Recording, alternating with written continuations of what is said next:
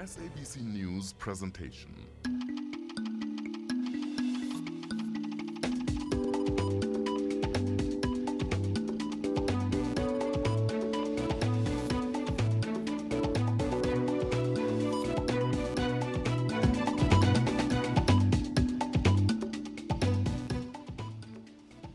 Welcome to Interface. My name is Fikile, and tonight the sporting codes are in the headlines for all of the wrong reasons.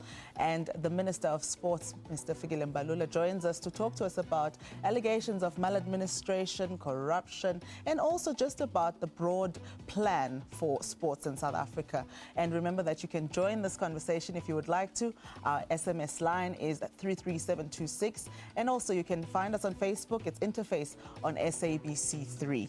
Now, let's get into it. Welcome, Minister. Thank you so much for joining us tonight. Thank you for having us. So how would you rate your performance since you took up the reins in this particular portfolio?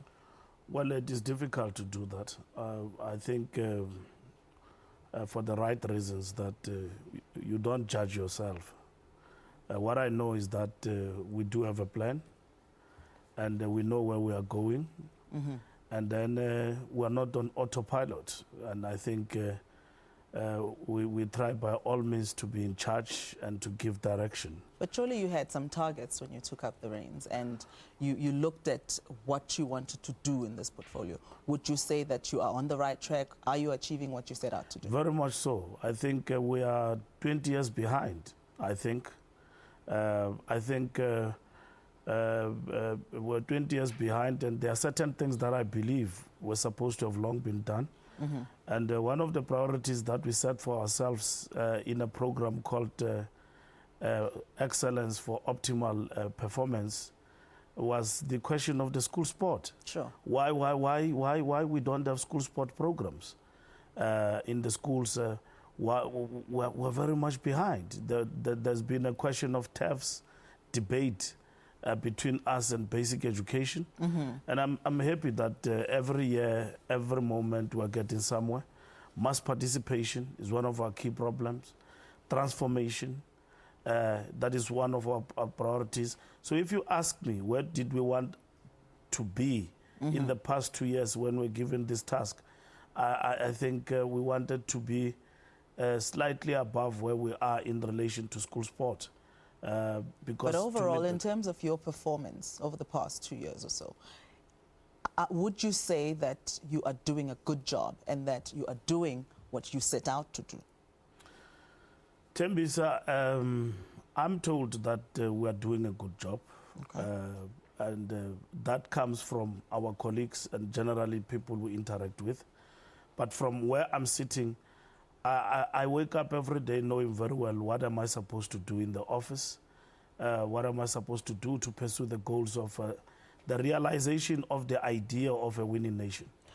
Minister, if we as a country are being fair on you and on your portfolio, on the ministry, what success indicators should we be looking out for? How should we be judging you as a country? Should we be looking at the administrative side of sports? Should we be looking at the kind of medals that we're bringing home? How should we be judging you?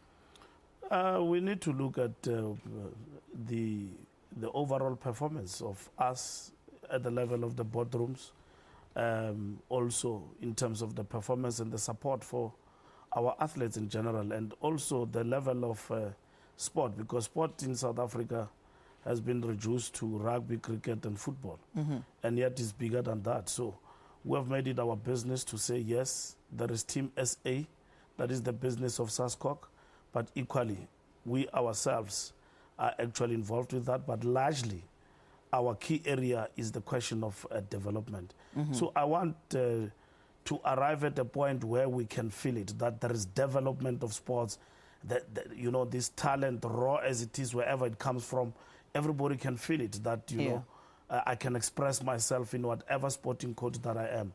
And I think at the end of the day, to have a sport powerhouse of South Africa like Australia, mm-hmm. you know, where in which all athletes and all administrators converge. And then you can wake up and point at that my child is in that powerhouse of sport in South Africa. That's where they are being grilled and drilled to become the best athletes for the country. But in light of that then, Minister, if you're looking at just all of the shenanigans happening in most of the boardrooms of our sporting codes, if you look at the fact that you've got athletes now who are not being supported, who are not participating, the students that are not participating in Russia that you spoke about even in today's headlines. If you look at all of those things and the fact that we don't have the kind of transformation that we're looking for, can we then say that whether it's you or your predecessors, that the sports ministry is failing dismally, failing athletes in South Africa? No, that is something of the past when I was not there. At the present moment, I dare say, no one can say that. The shenanigans in the boardrooms are happening right They will now. always be there. We are big. We've got more than 16 sporting codes. Some people run federations with their husbands and girlfriends.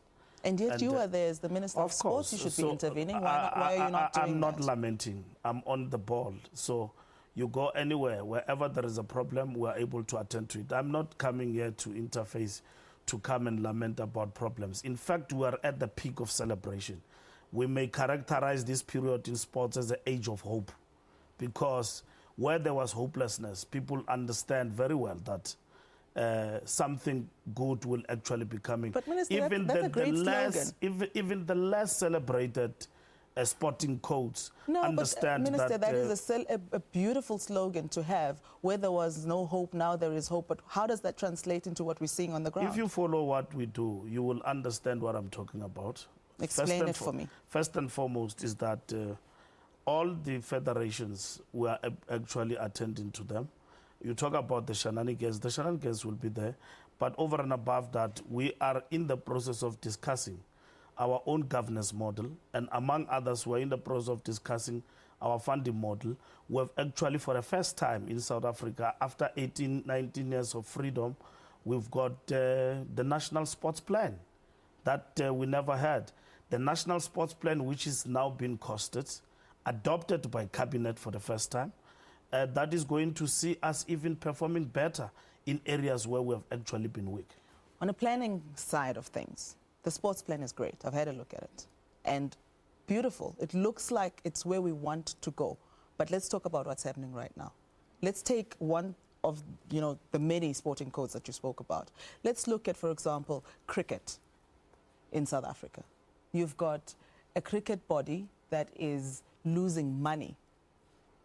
2010, 2011, we've got it up on our screen. 2009 to 2010, they make 138 million rand.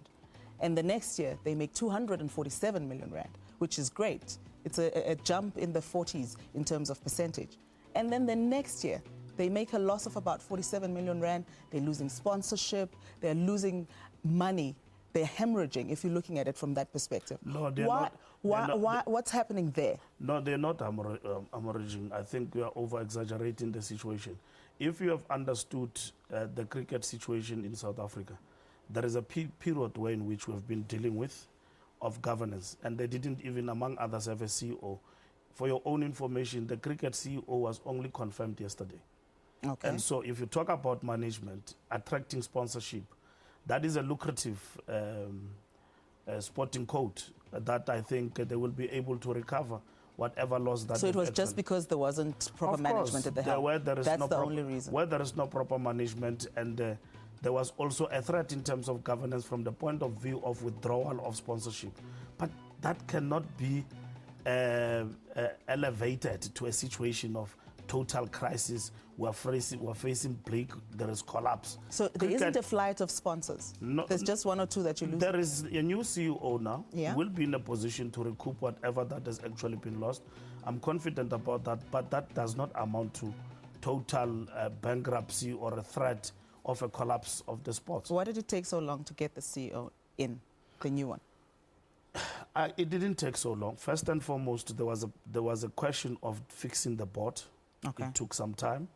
And then once that has been done, the board embarked on a process of getting a new CEO, and that is over now. Mr. Logat, congratulations to him. He was confirmed yesterday by Cricket South Africa. So I'm quite excited about that development. All right, that's what the minister is saying. Are you excited about what's happening on the sporting front? Do give us your thoughts on our SMS line. It is 33726, and also on our Facebook page, Interface on SABC3. We're back after this.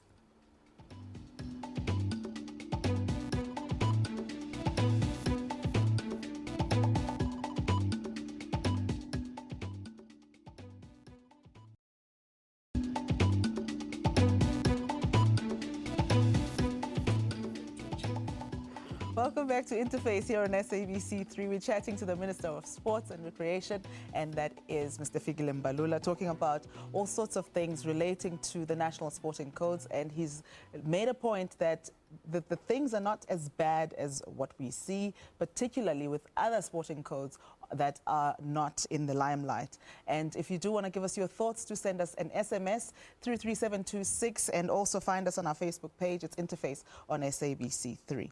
Minister, we've covered cricket.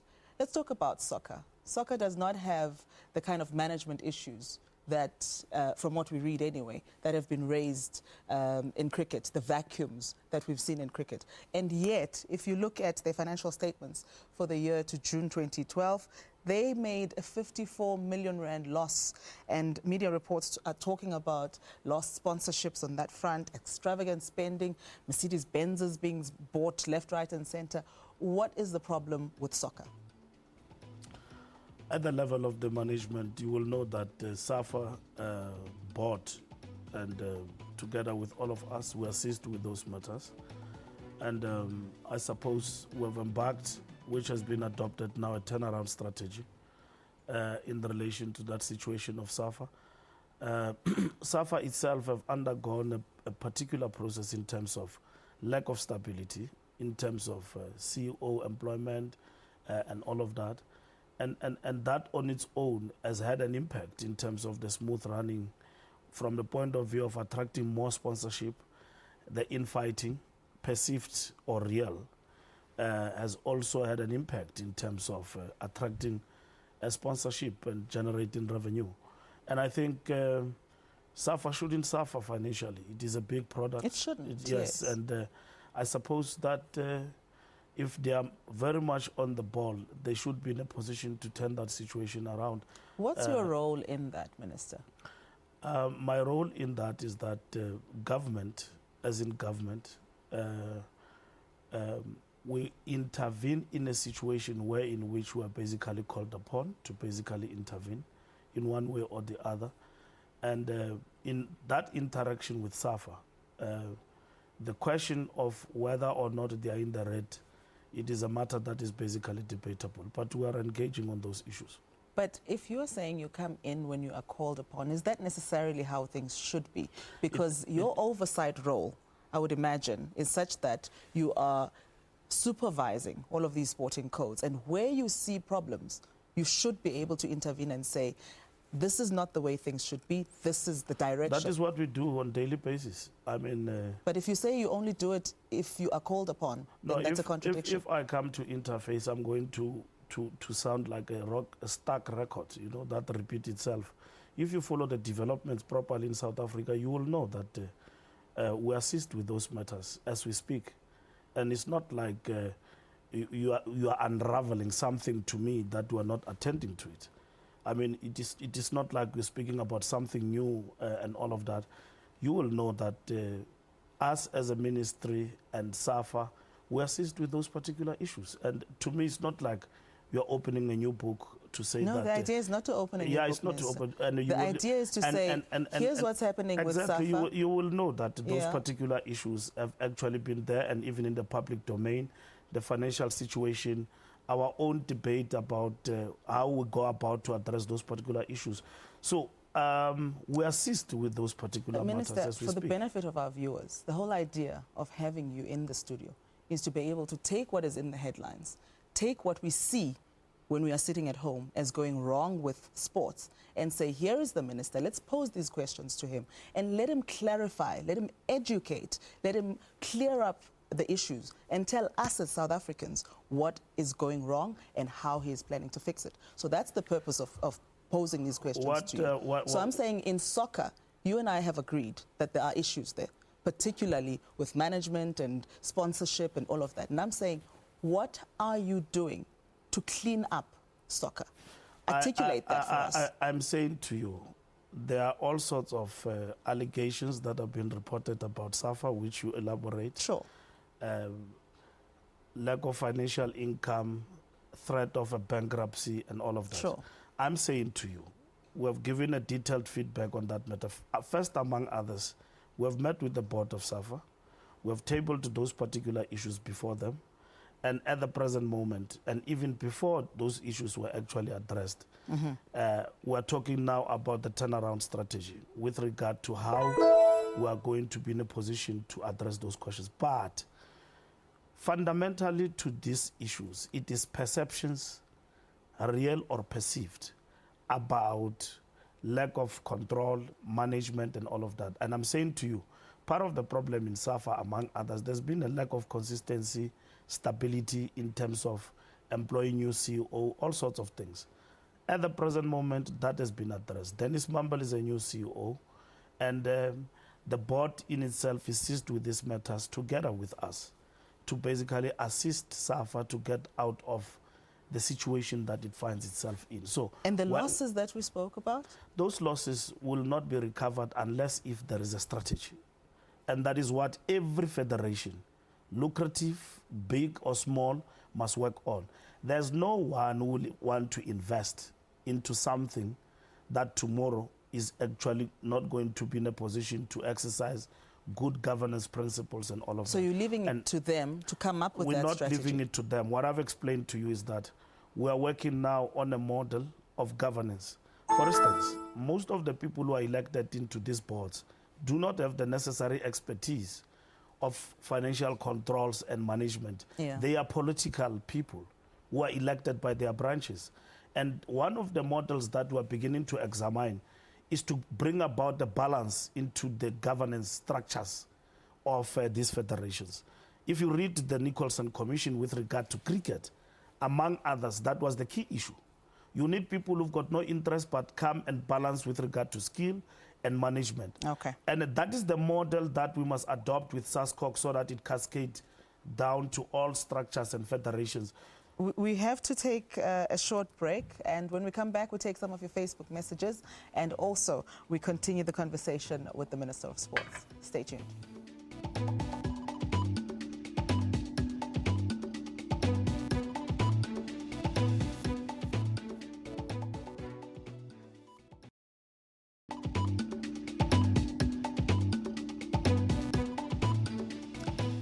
Welcome back to Interface, taking some of your Facebook messages. Tabang Paledi says sports institutions should be independent where there won't be any political interventions. And Mulatoli Ramobolo says, please ask Minister Mbalula why SAFA doesn't have 5 administrators from the generation of Clive Barker. I mean the likes of Neil Tovey, Lucas Radebe, Shoes, Mkelele and Mark Williams to bring back the dignity of Mzansi soccer. Chris Mazibuko says there is a perception that transformation is just a drive to remove or replace white people, some of whom are doing a good job in their positions with black people who qualify simply because they are black. Tuxi Zenon says there's too much emphasis in this whole transformation thing. Just let the whole process take place naturally and you will see the difference. These are some of your thoughts, and we don't have time to go through all of them. We would love to just have a look at everything you've had to say, but do keep them coming on our SMS line and also on our Facebook page. Minister, as we wrap up, transformation is the one thing that I wanted us to get to, but before we do that, let's talk a little bit about what's happening in Athletics South Africa and also in SASCOC. The problems that we've seen on that front and what we are reading and seeing on TV about what's happening with them. What is the solution going forward with that? The solution is going to arise out of a rigorous process of engagement, which we have started with SASCOC. We'll be meeting very soon. They've been engaging with IAAF and all of that.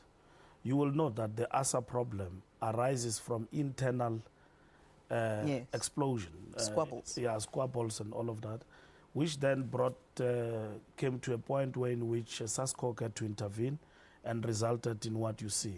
Suspension of ASA, which has got implication on the athletes, and also IWAF passing all those decisions in relation to installation of the old board and generally bringing to a standstill the process that was started by SASCOC of installing an administrator. Where we are now, we're very much on track in terms of resolution of those problems.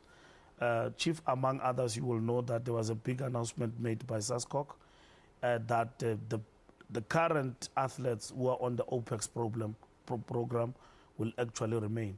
So we're getting somewhere. Okay. And I wouldn't want to delve too much to that. The day I will do that is when I give you a comprehensive input in terms of what is the solution. Okay. Transformation, we speak about it on various fronts, whether it's business, it's sport, it's whatever it is. How do we get it right in sports? Are quotas the way to go? Tembisa, we've got now EPG, Eminent Persons Group, led by Dr. Somatota Fikile. There's a whole lot of people who are participating in that. We have adopted the scorecards. We have adopted the Transformation Charter. We have agreed with the Sports Indaba to retain the sporting quotas, but the sporting quotas are not going to define how we're going to go about addressing transformation. Transformation is about equity. And in this particular instant, equity cannot come without strong developmental approach. And that is why we put emphasis on school sport, because school sport is a bedrock of development. Take rugby, for instance. Only 20 schools in the private schools who basically play effective rugby and become the machine that generates new talent for players to even go to an extent of playing for the Springboks. What about the rest of the schools? Kids don't play rugby, they don't participate, not because they don't want to, but they've not been channeled into that program. We've got a plan, and in our plan we say that every federation annually, like Statistics South Africa, EPG will name and shame, and then we've given the guidelines, we're far ahead. All federations understand that they've got to implement the scorecard, the charter. The charter and the scorecard have been there but not implemented. Yeah. The only thing that was implemented was the implementation quotas. takes place, though? How we ensure now is that we've got the EPG, there's going to be strict monitoring. Okay. It doesn't depend on them, it's what they've binded themselves, all federations, that we're going to implement this. So we will want to understand, for instance, among others, why are we not seeing players of color or a non-racial team going forward? What are the constraints? Even though we understand what are the constraints now, but that process is going to assist us. But equally, there's going to be penalties for failing to implement the transformation charter and all of that. So that's one way of intervening. That's why I said at the beginning, from where I'm seated, we are way behind, 20 years. And I think we simply bog ourselves down, correctly so, with the quotas. But the quotas were meant to be redundant and counterproductive. Okay. Minister, we've run out of time, but before I let you go, let me give you a chance to clear up the perception that you are extravagant in your spend, particularly when looking at things like the sports awards, where allegedly you spent about 65 million bringing people in from the US to come and entertain the guests. What do you say to that kind of allegation? Well, I'm not going to... I've answered that particular question. There is no such a thing as extravagant and bringing people from the US. I've repeatedly answered that particular question. There's no such a thing. And there's nothing like that. The budget of the Sports Awards is 65 million. Okay. And that we have actually clarified a long time ago. For anyone to simply entertain that particular point, it is the figmentation of their own imagination. The facts are there for everyone to see. I've come out, I've explained that there is no such a thing, and it's water under the bridge. All The right. Sports Awards is the premier brand of the sports program of this country in celebrating excellence, and we're not going to stop implementing that program. It's not for me, it benefits the athletes and everyone else in our family of sports in South Africa. And I know we're out of time, but I do want to ask very quickly, how do we boost the number of medals that we are bringing back from all of these big competitions? Well, we've got a very rigorous program, and learning from London, going forward to Brazil. We will be working together with SASCOG, looking at issues of resources and the training of the athletes. All right, let's leave it there. Thank you so much for chatting to us, the Minister of Sports, Mr. Fikile Mbalula. And that's how we come to the end of our program tonight. Do join us again next week at the same time. Good night.